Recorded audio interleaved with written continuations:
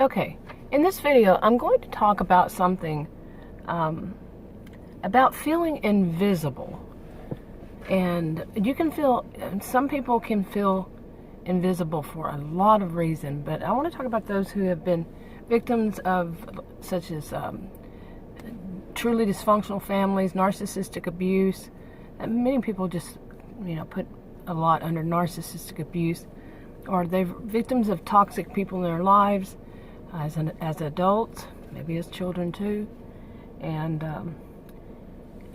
what they learned from going through this, and now they're survivors, but when they start to look back and start to look at their own behaviors that they're doing now as an adult, as adults, they realize that they're still doing things because of what they went through, because of the like say the childhood neglect, or being not seen, living through people, the adults saying you should be seen and not heard. So in fact, what they wanted was you to be totally invisible. Don't make noise. Don't don't get in the middle. Whenever they have company or they're doing something, they don't want you there. So it wasn't just not heard, it was not seen either. Or having, say, like siblings. I'm going back, like, say, starting in childhood. Having siblings that they wanted to stand out. They had to stand out, And as they got older and became adults, you realize at some point they were quite like, what I've seen in my life is with various people is a narcissistic histrionic blend of behaviors. When they have to stand out, that they have to be the center of attention, nobody else gets it. And what they can do, some of them, not all of them do the same thing, is they will basically insult the person until they're quiet. They too want you to be invisible. They want to shine. They want to stick out, so they're not going to let you in any way. Somehow they will abuse you, so you don't get to stand out. Okay. Now some people could grow up knowing, because they were taught very young, like I just mentioned, they've taught very young that that if they did even try, they were going to get punished in some way, some shape, form, or fashion. They were going to be punished for trying for not being invisible. So it became such a habit to try to make themselves invisible, like becoming a wallflower. Like if you're in a classroom or something, you don't speak up, you don't raise your hand, you don't, whatever you do, don't let anybody notice that you exist, because you feel like at some point there will be, what will come from it is a punishment. Maybe when you were young and in school, you wanted, somebody was actually going to let you speak, and maybe you spoke too much because of, at home you had to be invisible, but in school they asked you questions and they actually wanted to hear your answers. And it also, maybe you grew, because of that, not growing up where you could actually talk about how you see things or ask questions or whatever as a child. Once you got into school, you were very awkward when you were asked questions. Or maybe you just become so like, wow, here it is, I can actually answer questions, and be too much wanting, too much wanting to answer, too much wanting to speak. It can go either way, or in between. But, at some point growing up to you meant that you needed to be invisible. Okay. I had an interruption there. Where was I? So you may have learned, like speaking up, not being invisible couldn't be a problem for you. So for some, they may have maybe continued to try, but still were awkward, or just gave up. Some would just give up. Different things people could do.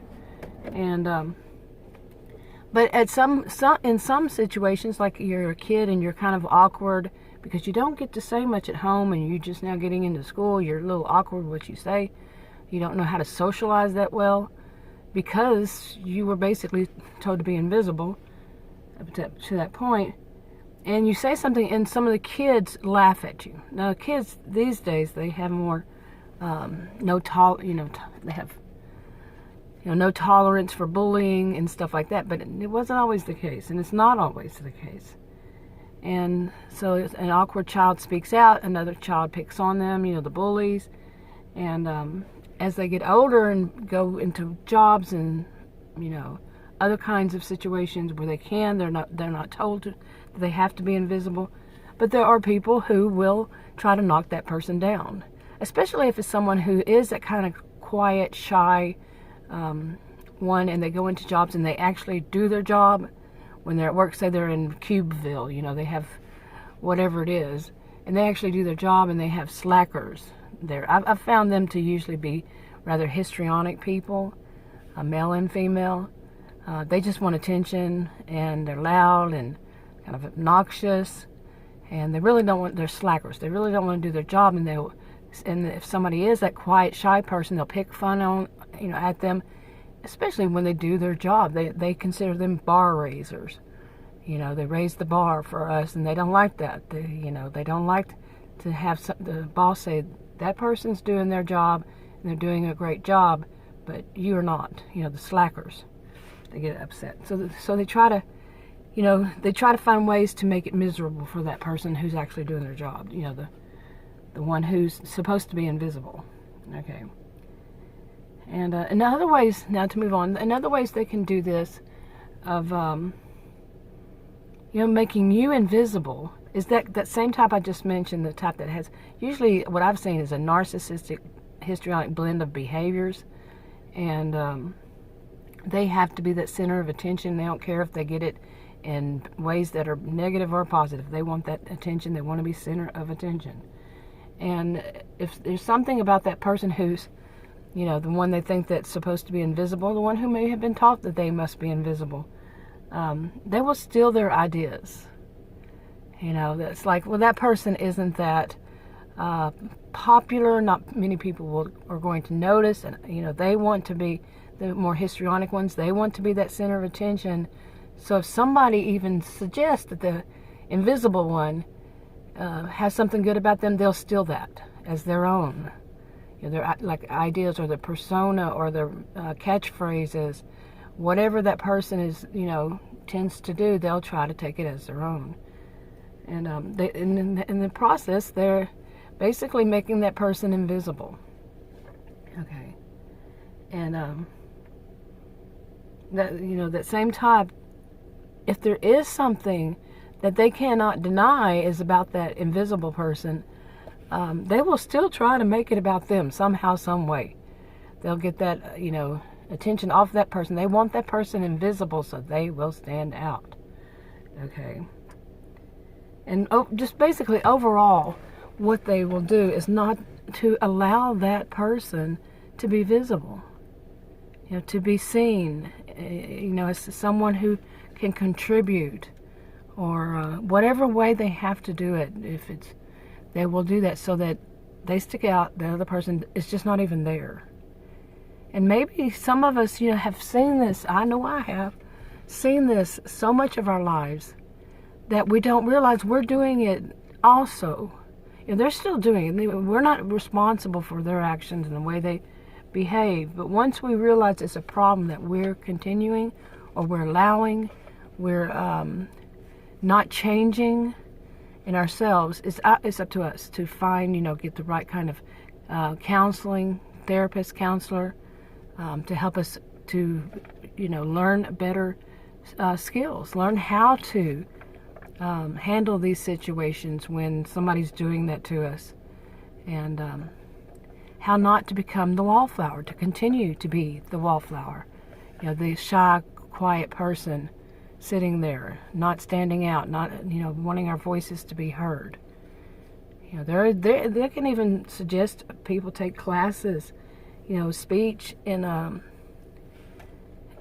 in speech, basically, to stand, to learn how to do public speaking, okay, or not even public, just at work, and how to handle those types of situations, appropriately, not in a way that would put them in, anybody can be dangerous, but not in a way that might put them in danger.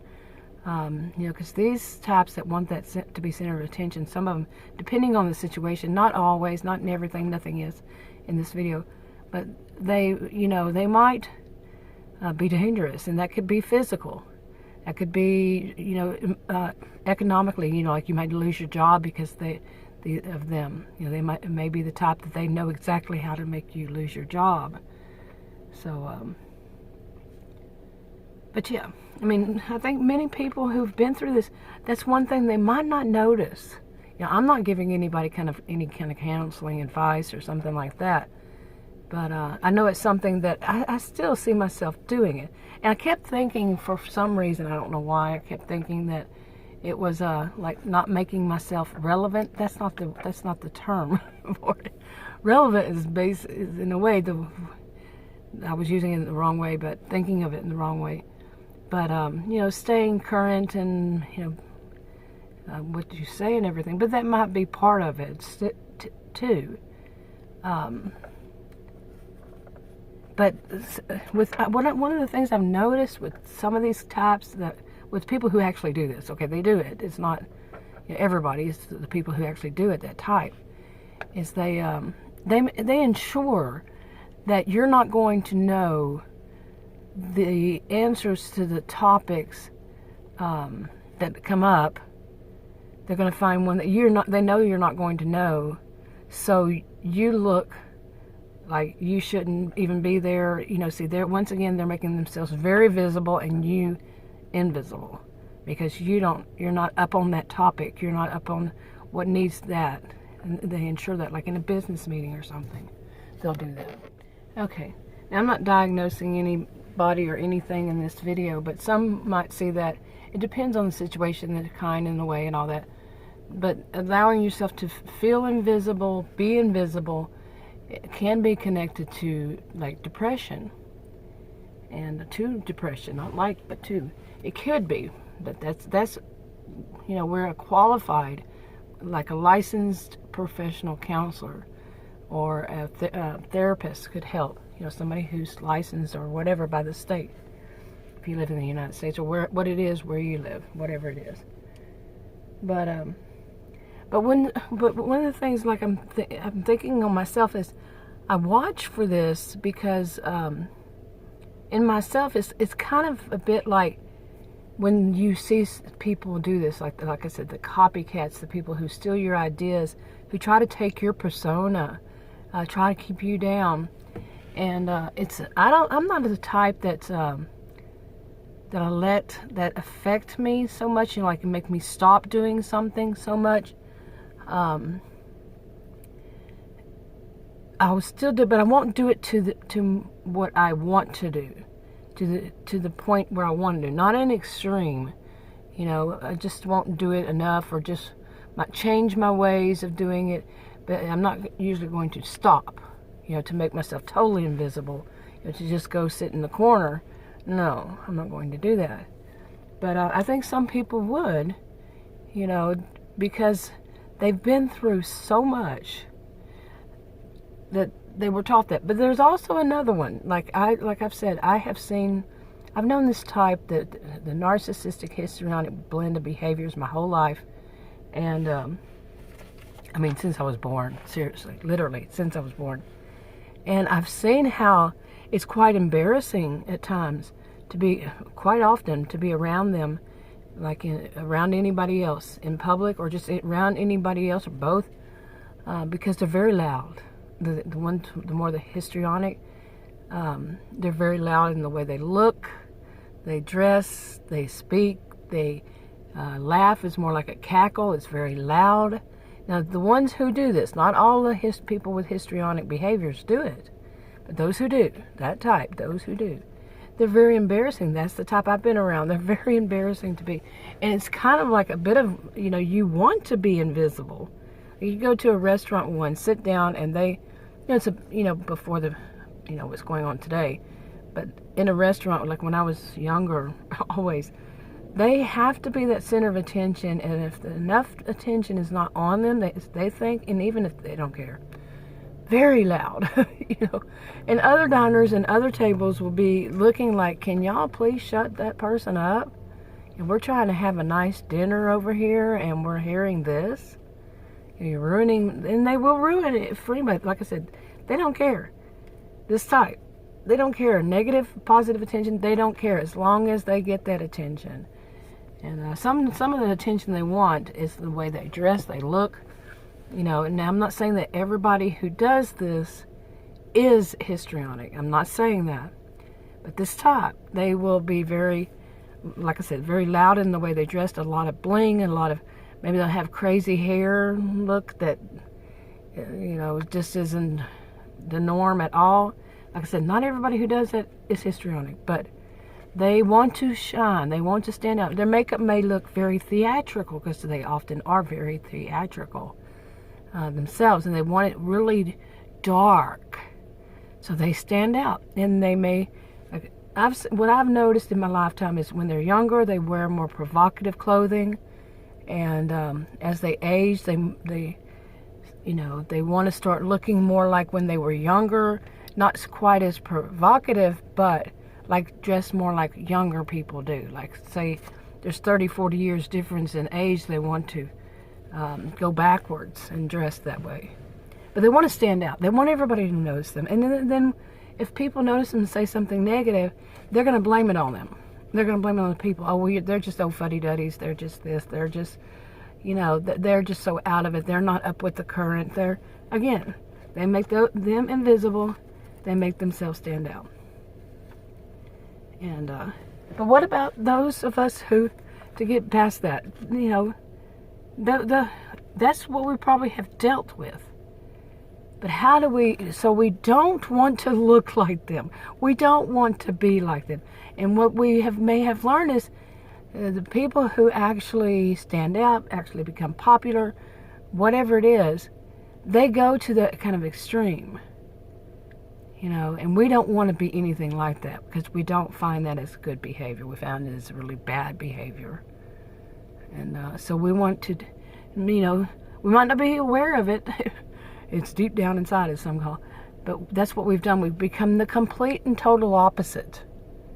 They're very loud. They're very out there. They're very, making sure everybody looks at them. And it was so embarrassing to us that we would never be that way. We'd be the opposite. We're the wallflowers. We're the ones who, the quiet ones, like I said, the quiet ones sitting in the corner. And not making any waves, not making any, thing. But that's one extreme to another. In a way, one extreme to another. We're extreme opposite of them. They're middle grounds. They're points in the middle. But we're making ourselves invisible while they're making themselves very visible. Okay, there's the middle ground. Like I said, there's another place than to just be like as if we don't even exist. Okay. And the bad thing is, there could be times that we have to take up for ourselves. Like I said, a counselor is a good person. Finding a good counselor first, and a good counselor, somebody who is, that is their job, and help to help work through these things. To not make ourselves not to go to the other extreme, but not to be invisible. To learn all that. It's important. So, okay. And another thing that maybe many of us were taught is that if we do say something, if we actually do speak, and we have to make it very brief. The answer has to be short. The video has to be really short. Because nobody wants to listen to you. Now, the others, they are probably, the ones I'm talking about, not all of them, but they're very skilled in how to be, because they've been speaking out in public for their whole life, all the time. They've learned how to speak out, how to keep somebody's attention, how to become popular, how to, all that when we've been quiet. The shy, quiet one. They call us shy, quiet when we're really not. But we were taught, shorten it, make it direct to the point, 28-second commercial type. Okay. Well, no, that's not how we want to be. That's not how we should have to be. We should be able to be as we want to be. Not, as long as we're not hurting anybody. No, we're not being that extreme like them. But too many people say, I want you to sum it all up because they want the attention back on them. It's time for them. It's time for them. It's time for them. It's time for them. You know, your answer better be yes or no. Or one sentence long, one paragraph max, you know, because it's taking too much time away from them. Oh, that, but yeah, I mean, yeah, how many of us have seen that? And I remember so many times, like I try, you know, somebody asked me a question or something, not the same person, just random, and this was when I was younger, and I was like that. I would just answer short answers, that kind of thing, and one of them said, I remember hearing this more than once actually, I believe, that you sure do talk fast for a Texan. Okay, first of all, they're stereotyping, which shows their ignorance, but anytime somebody says something like that, that's ignorance. I'm a social and behavioral scientist. Okay, and they say, you sure do talk fast for a Texan. I said, yeah, because I'm used to people interrupting me in the middle of my sentences, you know, something like that. And they would have to stop and look because that's exactly what they did. You know, they'd stop and have that look like, ooh, because it's exactly what they did. You know, you try to get out of sense because they don't want that attention. They just want that first yes or no. You know, it might be something that you have to describe. You have to go into detail about. You have to expand on, abiliate something. No, they don't want that. But in a way, you may have learned how to speak really fast. I've calmed it down, but really fast, so you can get that word in edgewise. You can get that all out that's needed, because you know this type was going to interrupt you and take it off on some other, you know, like some other road, and you never get out what you need to, you know, have out, like, you know, say at work or something, what you need people to know. Because they want to be that center of attention, and in this, again, they're trying to make you invisible. They want to be the center of attention. So, yeah. And it might be difficult to switch that around to go kind of more in the middle ground. I'm still learning how to, but I had taught at college and university, and I still had. When I look back at it now, I can see that. Yeah, I did more things that were to where I wasn't always the center of attention. But anyway, which is not a bad thing. You don't always have to be the center of attention. That's not a good thing either. But to practice it, to practice speaking, you know, I don't think I'll ever be good at public, you know, at this kind of thing. But it helps. It helps with that. Of like when I first started making videos on my original YouTube channel, was it was 6 years in August of 6 years ago, August. So it's basically been 6.5 years. And when I first started making videos, I would not allow myself to make videos over 3 minutes. Well, you can say a lot in 3 minutes. But if you've been taught that, you know, that would be too much, it's way too much, you know, to speak for 3 minutes, you're supposed to only get one paragraph in, and it must be really fast, or just one word, like yes or no. But practicing over time, I finally had gotten up. I think the longest one I have ever done was 40 minutes, talking, you know, video for 40 minutes, and yeah, that was quite a bit. But over time, I've been able to get more, you know, do more. But recently, I found myself trying to make my videos shorter again, and that was me doing it to myself. Okay, of course, it's because of things in my past, but it was, you know, some call it subconsciously, but it's more unconsciously. We're, you know, doing this, and yeah, and then not to allow myself to go back. Don't go backwards, on it. If it's improvement, if I went on for several hours, still, nobody should judge. If they don't want you to do that, why are they interested in you in the first place, kind of thing. I don't like it when people say, well, if you don't like it, don't watch it. That kind of mentality. It kind of annoys me. In some ways, it's true. If somebody's going to complain about how long you speak, some people, they might not realize that it's really not their business, unless it is their business, at work or something.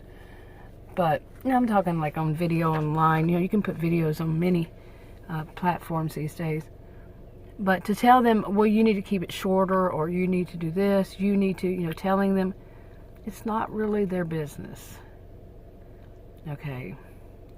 Unless they're the person who owns it or runs it or whatever, that kind of. But just another person, and they call them trolls. But to tell somebody, how they, once again, they're trying to make somebody invisible, or less heard. They want to be heard more. So, anyway, I think that's enough. I think it's probably around 30 minutes, maybe. I don't know. But I'm trying to keep myself from going backwards with it. I have some videos that I haven't made public yet, and they're like 10 minutes. One of them is actually below 4 minutes. It's 3 minutes and something. I was like, whoa, there I am. When I'm thinking about it now. Whoa, yeah, gotta watch that. Because it is doing it to myself, because so much of my life, that's what's been done to me. We're not responsible for what they did. But when we find out what we're doing to ourselves now, it's good to change. Not giving advice. I'll talk to you on another video. Bye.